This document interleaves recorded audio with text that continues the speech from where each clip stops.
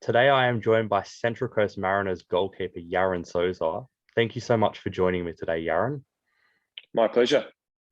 We'll start with my easiest question, which is just where did your passion and love for football first begin? I think I come from a passionate football background. I think my parents, especially dad and granddad, love football. So ever since I was a kid, I grew up with football on the TV and dad and granddad yelling at the TV and cheering teams on. So I think it was, I was kind of born into that football background. And did you have any football heroes growing up or idols? If so, who were they? Um, I wouldn't say a specific idol. My dad and granddad, they're passionate Galatasaray supporters, so in the Turkish Super League. So unfortunately, I wasn't given a choice growing up. It was, I had to support them. So because of the time difference, it was a bit unorthodox. The games would be at like 3 or 4 a.m. in Australia. So I remember waking up numerous occasions at 3 a.m. or 4 a.m. to watch the games with dad. But as I grew up, I kind of went away from, like, I guess, as a supporter, but just to enjoy football as a whole, just to watch and analyze. And, I enjoy watching football more now than to support, I guess, a team. Now, I've interviewed a lot of goalkeepers and a lot of defenders, and they all sort of have a similar story where they started out as a winger or a striker or something. And then as time went on, they found out they weren't the quickest or, they didn't have the best skills and they found their way back to goalkeeping. So is that the same story with you, or were you always a goalkeeper? Uh, Absolutely not. For me, I was always a goalkeeper ever since I was, I think it was 5 or 6 when I started in the juniors. And it was, I think one day the coach had said, we need someone to go in goals. And I put my hand up. I said, I want to try it out. And then when I did, I never looked back. I don't think I've ever played on the pitch since. I loved it, just getting down and dirty and jumping around. And obviously at that age, the parents clapping and cheering you on. And I think just that kind of motivated me. And so at the age of like 8 or 9, I had all my goalkeeper gear, like the little tiny gloves and boots and, goalkeeper jerseys and stuff, which I'm pretty sure mum's like saved away somewhere. But for me, it's always been, I've always wanted to be a goalkeeper. When you first started, stepping up from youth football to senior football, it was with Pascoe Vale, as you said, for about half a season. So being a young goalkeeper, playing with the senior men, that's not something you really see too much. So when you first started playing that sort of senior football, did you find it a bit of a difficult step up? Yeah, definitely. I think so. Through my junior years, I started getting into state teams and the national teams and stuff like that. But you're protected in a certain sense because you're playing under 16s football or 18s football, and playing against kids your age. But I think I was 16, 17 maybe, as you mentioned, when I was playing for Pascal. And it started off when I was on the bench, a 16-year-old as a goalkeeper, and then I got my chance. I think it was a red card or something like that. And I remember, the physicality of the league. There was just men. Like I was 16, I was still a boy, but playing against 30-year-old men, and I think I did well. And then I kept my spot. The coach had faith in me, and he rewarded me. And then I played out the rest of the season, and I got picked up by Melbourne City in the youth team. And I've never really looked back since. As you just mentioned, obviously you did get picked up by Melbourne City's youth team, which they're a fantastic professional organization. I think their youth setup, in my opinion, is one of the best in not just Australia, but all of South Asia. So when you first started getting into that Melbourne City setup, obviously it wasn't quite what it is today, but it still would have been a bit of a, shock compared to Pascoe Vale NPL. So what were the first sort of things that caught you off when you thought, this is big time, this is real professional? Oh, definitely. So the year that I joined Melbourne City was the transition year from Melbourne Heart to Melbourne City. So it was just when they were building their new facilities and everything was going on at the club. And I think the major difference was just the professionalism of the club. I mean, the sports science, the psychology, the pressure. I mean, with all due respect to NPL and Pascoe Vale, it was a great family club, and I really enjoyed my time there. But once you take that step up into, to like a professional football environment, it's what you live and breathe. And yeah, I definitely learned a lot, and I was fortunate enough to be in an environment and a setup where I got to learn these things and have the best coaches, best facilities, best sports science to be able to take my game, I guess, to the next level. And Melbourne City over the past, probably 7, 8 years have produced some phenomenal youth players, not just yourself, but we're talking Denny Jonro, Connor Metcalf, Nathaniel Atkinson. I could be here all day and I wouldn't even, give half of them credit. So in your opinion, having been involved in that setup, just why do you think they're able to get the best out of these youth players?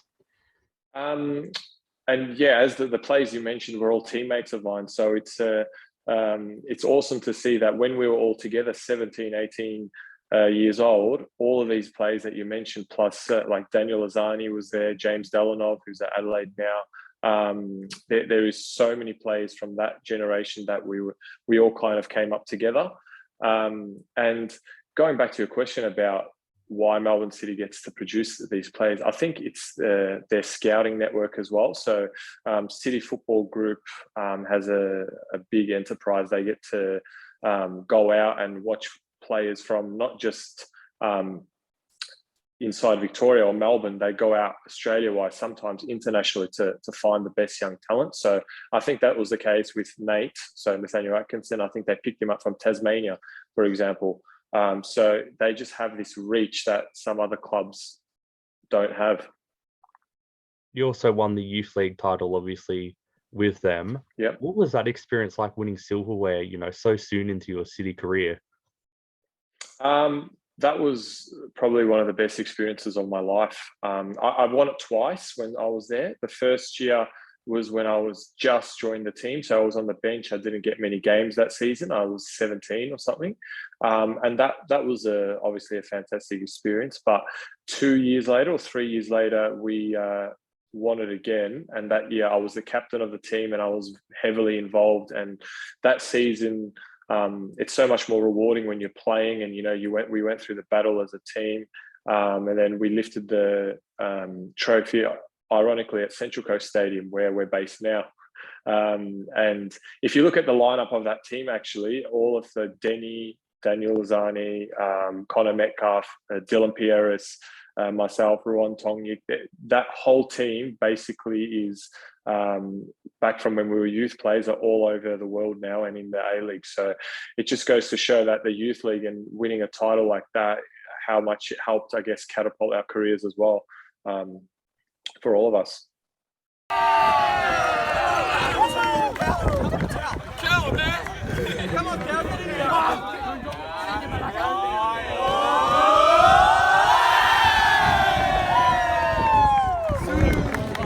Now, unfortunately, too, you were with City for a number of years, but being a goalkeeper and a young goalkeeper, you're not often given a lot of chances. So you took the opportunity to move to Turkey with massive side, Istanbul Başakşehir, which I hope I pronounced pretty good. Yeah, that's right.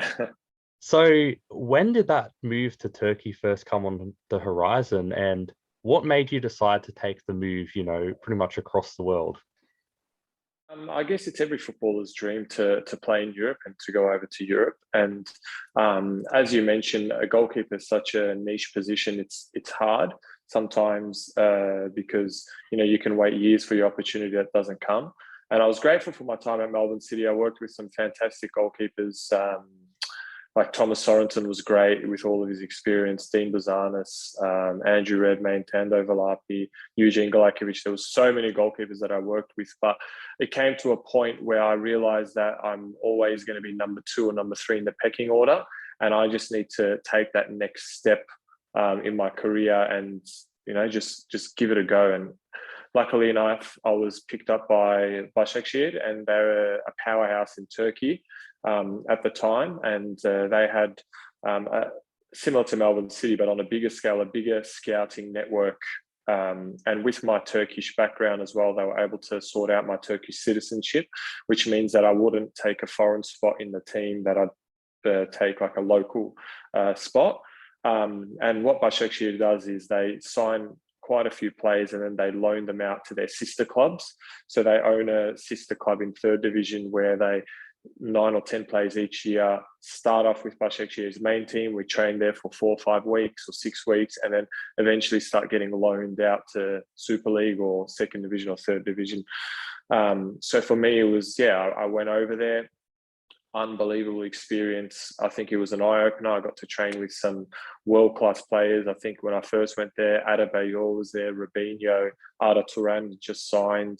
Gal Clichy. It was just like all world-class players. And then for me, it was a massive experience. And then got loaned out to their sister club, as I mentioned, and spent a couple of years there. So I definitely don't regret it. And I think I've matured, not just as a footballer, but as a person by going over. Now, a few times when I've spoken to Aussies, particularly when they've been younger and they've gone over to Europe, they've said they've been kind of stigmatized for the fact that they're Australian. And, you know, in Australia, football's not our first sport and people don't even think we can play football. So they say they have to work a lot harder to prove themselves. Did you find that was a true reputation like for yourself, or was it a different story with your, Turkish background? I think with Başakşehir it wasn't an issue because there's so many different cultures and players from all over the world. So they embraced me in the club there. I think once I went to Erokspor, which is the third division club, the sister club, I felt it a little bit more there, as you mentioned, because there was a lot of Turkish players in that team. So to a foreign player was it wasn't as common. But I think the main thing I had to change to adapt was our mentality. I think the mentality is a big difference between Australia and over there. So the players that play there, most of them, they don't just play for themselves or for a hobby. They play to take money home for their families, to earn. It's do or die for them, and that's why it's cutthroat over there. So there's a lot more pressure when you're going up against someone who's playing for their family compared to here in Australia. I mean, a lot of the players, they do it because they love it, or it's a hobby, or they enjoy it. But if they weren't playing football, they'd just go out and get another job or something like that. So it was that mentality difference more than the culture, I would say. And in Australia, we know, I wouldn't say a lot, but at least a fair bit about the lower leagues in Italy and the lower leagues in England and even Spain to an extent.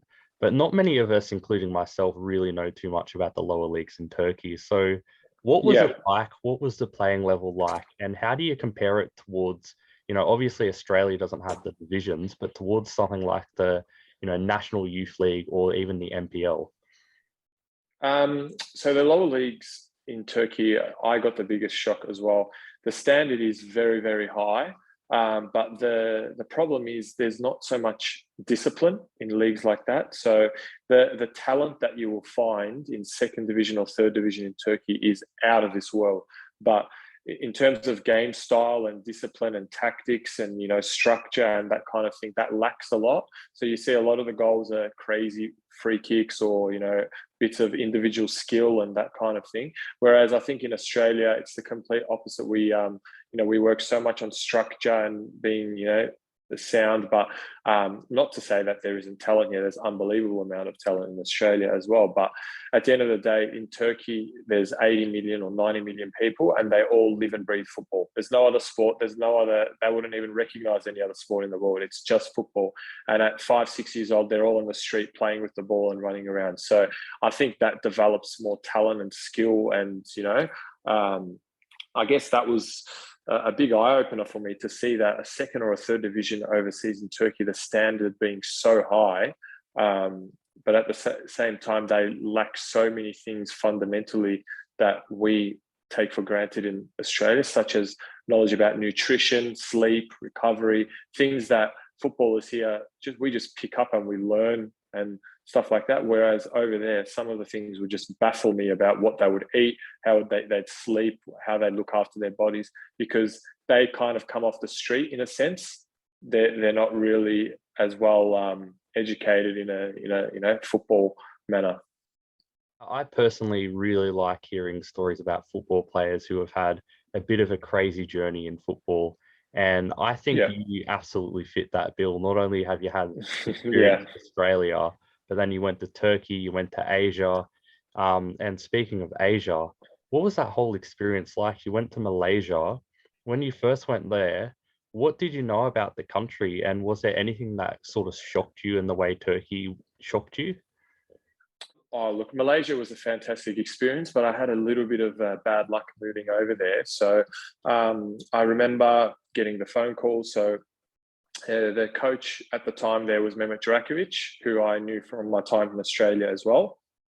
And he explained the situation, how the team he was at, Perak, was in the Malaysian Super League, and the goalkeeper went down with a big knee injury, and they desperately needed a goalkeeper to play and come straight away. So I signed up. He got me on board, and I think it was like a Thursday or a Friday, and literally by Monday, I was chasing around, terminating my contract, and I was boarding a flight to Malaysia. So I didn't really get a chance to understand what was happening. I didn't know anything about the league, the players, the culture, nothing. It was just a big shock to me. But it was a bit of bad luck because they weren't able to. It was a bit more complicated than this, but in summary, they weren't able to get my registration done in time. Which means I missed the window, which means that I wasn't actually eligible to play. So I was actually stuck there, and they had to play the goalkeeper from like their under 18s or their youth team, which was really hard for me because they have big crowds there as well, 20, 30, 40,000 sometime. And I came to play, and it unfortunately didn't pan out that way. And then we got hit by the pandemic as well. So it was a challenging time, but a beautiful country and place nevertheless. And did you struggle at all there due to like the fact that they speak a different language? It's a completely different culture to what you would have experienced in Australia. Or was it more welcoming knowing that you had someone like Mehmet Jurakovic there, even though, things obviously didn't work out, you still had some Australians around you? Initially, I guess there was a culture shock, but it did help having Mehmet Jurakovic there. Anthony Golek was also there, so another Australian, and we lived at the same apartment complex. So we spent a lot of time together. But I guess my journeys helped me to help adapt in certain environments. So moving over to Turkey, I had to adapt. So that kind of gave me an experience of what it's like. So when I went over to Malaysia, it was easier in a sense to make friends with the teammates, get a social life, experience the food, the culture. And at the same time, they were super welcoming. I think they love foreigners over there. So especially as a footballer, so we were treated like royalty. Like they absolutely loved us wherever we went. So, and I love discovering new cultures and new places. So I would dive right into the street food and like right into the markets and just ask questions. How do you pronounce this? How do you what is this? What to eat, that kind of thing. So I actually enjoyed it and embraced the differences in their culture. And obviously now you're back in Australia with the Central Coast Mariners in the A-League. So what made you decide after having all these adventures in Turkey and Malaysia to come back home to Australia? Was it the pandemic? Was it just the offer was too good, or was it just a mixture of everything? Yeah, I think it was a mixture. I was away for 3 years in total. I think maybe just over 3 years. I came back after the first year, but then when I went back over, so I spent a year in Turkey and a year in Malaysia without being able to come back and see my family and friends.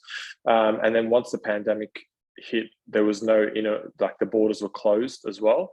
And I think for me, that it was a challenging time, especially in Turkey during that period, because our coach in the third division club that I was at was super strict, and then he basically locked us all into the training ground so we don't get COVID. And we were living underground, underneath the training ground. So we trained from 11 till 1, and then from 1 p.m. onwards, we were underground in this dorm where we couldn't leave. And psychologically, that was tough. And we ended up getting COVID anyway, funnily enough. But it was a really rough 7-8 months of my life where it's just like there was no going out, no doing anything. It was just always stuck there. And I said, you know what, I think time has come for me to come back to Australia, closer to my family and friends. I've been away for 2-3 years, gained an enormous amount of experience, but it's time to give the A-League a crack. When I left as a 20 or 21-year-old, goalkeeper, I was still a bit raw, still a bit, needed a bit of experience. But I think the timing was right for, you know what, it's best for me to come back to Australia, be close to my family, establish myself in the A-League, and then let's see what the future holds, whether I go back or stay in Australia. You know, that's down the track. As we mentioned a little bit earlier too, goalkeeping is kind of a tricky, difficult position because with other players like a striker, if you're a young striker coming through, you might get a couple of minutes off the bench here and there. But as a goalkeeper, except for rare circumstances, usually if you got a bolted on first choice, the second and third choice keepers are going to stay second and third choice. They might not play all season, or they might not play for a couple of seasons. So for you, coming in with an established first choice like Mark Birighitti, you probably would have thought, you know, you're not going to play much this season. But during the FFA Cup, there was a bit of an incident. He got a red card, and all of a sudden, you're thrown into the action. So to cut a very long question short, what's that like, you know, just being on the bench, not really expecting to play, and then all of a sudden you're thrown into the deep end, you're making your debut with little time to warm up, and straight away you're facing a shot directly on your goal? Ball comes in. Oh, it's a good ball as well. And there's a solid hit. And Birighitti just lets him know about it. Has the referee seen something there? The linesman has. The referee is heading in, and it's red. It is a red card for Mark Birighitti. So a double sanction possibly here. Lockie Scott steps up and scores. And he does the Cristiano Ronaldo goal celebration. The Wolf Den celebrates. He sends Sözer the wrong way. I think that's the nature of our position. As you said, you just never know when that opportunity is going to come. So you have to be ready at all times. As you said, look, Biras is an unbelievable goalkeeper. He's done a lot in his career and for this club. So I knew it was always going to be hard to come into a club where there's an established number one. But at the same time, my mindset is always I came in to challenge him. I came in to give it, you know, to push him and just wait for that opportunity. And as you mentioned in the FFA Cup game, it just happened all of a sudden. I think it was within 5 minutes of him getting sent off, I was on the pitch making my debut. So I didn't really have time to think about it or, you know, get my head around it. But at the same time, my mindset was that I deserve this, and I knew that I knew that I was ready. I think it's been a long time coming for me, my opportunity. So, you know, every footballer needs confidence, but I guess my journey's helped me to get that confidence where, you know, I've worked hard, I've put in the work for not only the past few years, this pre-season, and before pre-season, I was working with a PT and everything. So I thought, you know what, this is my time to go out there and enjoy myself and just basically show to everyone that I'm good enough to do it. So, look, I enjoyed the experience until obviously I had my little setback with the injury a week later. And you just mentioned the injury, and you know, I don't really want to bring it up, but it's part of the discussion. When you made your debut, your starting debut in the A-League, obviously it was something you worked towards for a number of years. Unfortunately, you got injured about 20 minutes into the match. So when that happened, how hard was that for you to accept that first? Did you sort of know straight away this was a serious injury you had to come off, or were you kind of not really too sure, you know, how bad it was, and then you only realized later? Look, that was a really difficult time for me. I knew I was making my debut with the red card, so all week I prepared well. The day before the game, I did have a bit of a tweak in that quad area, so there was a bit of tightness and there was a bit of awareness there. And the coaching staff and the physiotherapists and stuff, they all knew. But at the end of the day, I was set to make my debut. There's no way I was pulling out in any way, shape, or form. So I've waited 7 years, I guess, to make that debut since my Melbourne City days. So there's no way I was letting that opportunity slip. I think about 15 minutes into that game, there was a particular pass that I passed to RT, to Rowan. And as soon as I passed it, I felt like it was like a sniper had shot me from the crowd. It was just I felt the pop, and it was excruciating pain like I've never felt before in my life. And I tried to play on with it for another 4 or 5 minutes or so. But I mean, if physical pain was just the barrier, I would have played through it. I honestly would have, because I waited that long for that opportunity. But I physically literally couldn't move anymore. It got to that point where like my body was just collapsing on me. That leg wasn't moving. And then, I remember coming off the game, and then, with all that adrenaline in the changing room, after I realized what happened, I just burst into tears. I think there was just a sense of raw emotion that I was coming to the reality that I've waited 7 years for an opportunity, and 20 minutes in, it was taken away from me. And then going and speaking to the doctors and the surgeon, and they said that I completely ruptured my quad, which means that it's come off the bone completely and it retracted down my leg. So they showed me that it was halfway down my leg, and they said, well, this is obviously why, you're feeling the pain. And I've never actually had a soft tissue injury in my life, so a big injury. So it was my first major injury as well, and it comes in such a crucial time. But you know what? I think through my experience, I've grown enough resilience and enough character now to just see it as, it's a setback. It's not going to define me. If anything, I want to come back stronger. And people say that it's cliche, I'll be back stronger. But you know what? I wanted to make sure that I actually do come back stronger. So I went in for something called a DEXA scan, which is a full body scan, and it basically tells you your body composition, your muscle, your body fat, everything about you. And that was like 2 days post injury.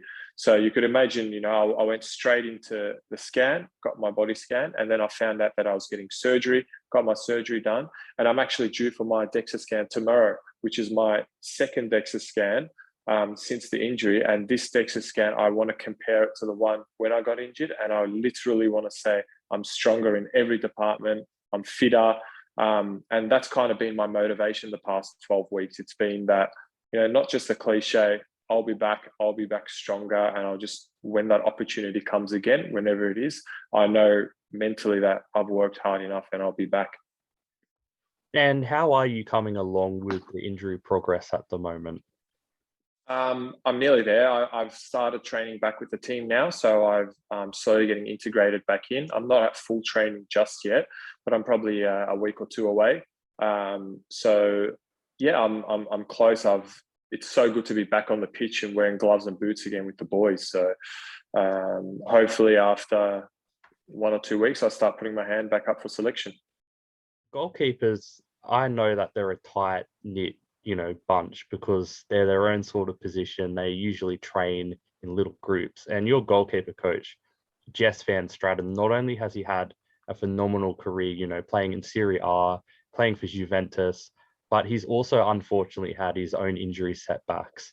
So what's it like having someone like that, Jess Van Straten, training with you, all that sort of thing, because he kind of knows what you're going through and he's experienced it? What's that been like for you to help you get through this? I've known Jess. So Jess was my coach briefly at Melbourne City as well during my time there. And look, as you mentioned, he's had a fantastic career, and being at an age that he is, where he's just freshly out of the game, he understands goalkeepers and he understands their psychology as well. Jess is a very passionate person, and he stands up for what he believes in. And after the injury, I was a bit concerned how it was going to go down with him. But if anything, he's had his injury setbacks as well. And he came and he put his arm around me and he basically said, this is life, this happens. The most important thing for you now is to do what's right for your body and get right. And I think that was nice of him to kind of give that reassurance to me that, it'll be all right. I've been there a million times. You'll come back. You'll be fine. So yeah, he was fantastic, after that injury. And, I, to be honest, I'm just looking forward to getting back out there in the next week or two and training with them again properly. And on a bit more positive note, you have mentioned that you obviously played for the Australian national team at youth level. So I want to talk about that for a bit. The first time you got called into the camp, the first time you seen your name on the back of the jersey, got to put on that coat of arms, just what was that experience like, if you can even explain it? It was surreal, to be honest. I still remember the first time I got called up for a camp. The first camp, I think I was under 19s or something like that. And it was a big deal for me. Obviously, when I was growing up, I never would have thought in a million years that I was going to make it to that level. But when I did, it was a huge honor. We went away for quite a few camps and training camps, and then I think by the time I was 19, I got called up for the under-21 national team, and we went to Vietnam for a tournament. And we went there and we ended up winning the tournament. And I think I played, from it's testing my memory, 1 or 2 games in that tournament as well.